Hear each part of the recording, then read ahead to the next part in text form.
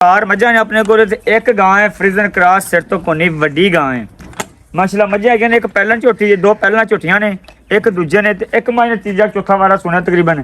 ते तीन मझा सून वाली ते एक झोटी जी सूई है ताज़ा तकरीबन का परसों ने सूई जी बोले में है जी उन्हें बड़े बनावन लगे हैं। उस बार एक गां है फ्रीजन माशाल्लाह गां बड़ी सुथरी है लेकिन है तिल्लड़ अगले थां दी तिल है। तो कीमत जानवर बड़िया मुनासब ने। एक जानवर विखावे तुहानूं नाल जिहड़े कीमत ने वह भी दस जावांगे। दुध जिहड़ा होवेगा इंशाल्लाह उही दसांगे। बकाया चार जानवर तो गब्बन ने सून वाले ने तैयार ने। इन्हें वीडियो शुरू करने एक करके तुहानूं जानवर विखाने। सब तो पहले तुहानूं विखावणी आ मझ ने तकरीबन वारा सूना तीजा तो चौथा। तो लिबास या करो कर्मा वाली कोले पूरे थब्बे दा थन मुठ दा कीमत बड़ी मुनासब है माशाल्लाह। मझ कर्मा वाली ना 14 तो 15 लीटर दुध ना सकूना करने वाली है। लेकिन यह है भी यकीनन नहीं है किसी भरा ने गवाल वास्ते लैनी हो मेरा वीर वो रब्ता कर सकता है। लै पिछा मुड़ थना दी वंड बड़ी सोहनी चेक करो लिबास। ते बाकी मझ दी माशाल्लाह धुनी कोली चेक कर लो थन सोहना कर्मा वाली नूं लिबास पूरे थब्बे दा हड्डी हुड्डी चंगी है जवान चंगी माशाल्लाह। मझ ये है भी है तीजे चौथे बारे लेकिन लिबास सोना दुध जो 14-15 लीटर इसका सकून की रखेगी। सोना लिबास पूरे थब्बे का तो सोहनिया वंडा 4 लाख रुपया इनकी प्राइस है जी। पूरा 4 लाख रुपया इनकी प्राइस है। इस तो बाद कोई घट नहीं है 1 रुपया भी। 4 लाख रुपया इनकी प्राइस है। ये सारे जो बजट है ना इंशाल्लाह कीमत मुनासिब ही ने 4 तो 5 रेंज जानवर ने सारे छड़ रहा। उस तो बाद है जी पहलन चोटी कर्मा की सूई है तकरीबन दिन तो हो गया तीसरा कहनों बोले में है दूर है 8-7 सिर पिछले थन ते थन सोना मुठ भारे ते सिर सुर सोना बड़ी खूबसूरत है। कद भी मतलब कि ना ब्यार वड्डा तो ना छोटा नवाई नूई नहीं है क्योंकि ताज़ा सूई सी इस वजह तो पहले ने जी पिछा मोड़ पर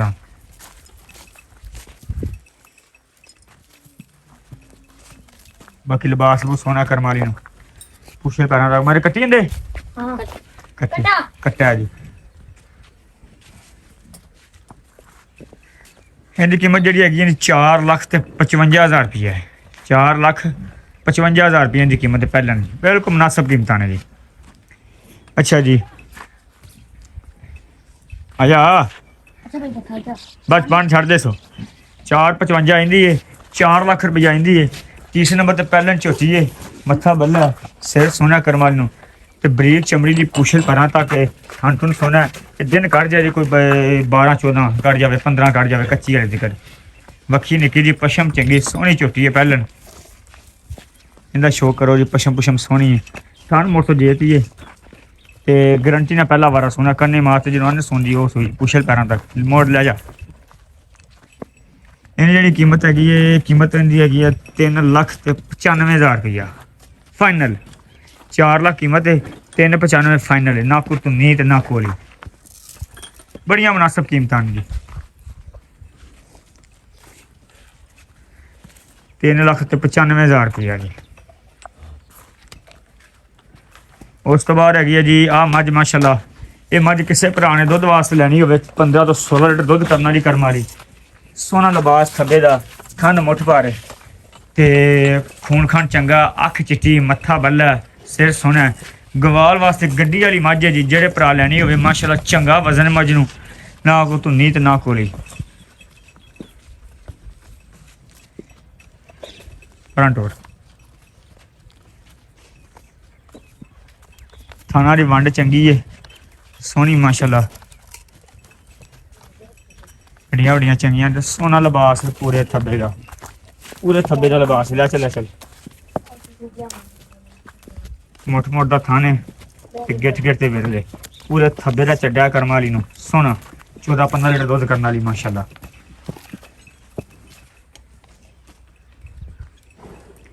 इनकी डिमांड है 5,40,000 रुपया 5,40,000 रुपये की कीमत है।